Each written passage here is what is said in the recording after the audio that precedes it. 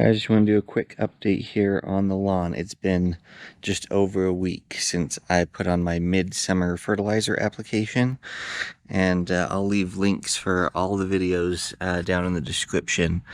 But if you can see, the lawn is doing extremely well. So that fertilizer that I used, the PGF Complete by the Andersons, really made a nice impact on the lawn. It's doing fantastic, and it's been super hot and continues to be super hot with really low humidity. I live in Utah, so it's a desert. Put a screenshot up here right now of the forecast: high 90s, low hundreds, all the days, less than 20% humidity, hot, dry, so it just sucks the life out of the lawn.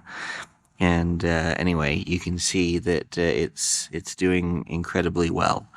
Now, coming up here, we've got over here a little bit of heat stress. I don't know, and excuse the wind. I'll use my shadow, my finger, right out in here. We've got a patch of heat stress going on.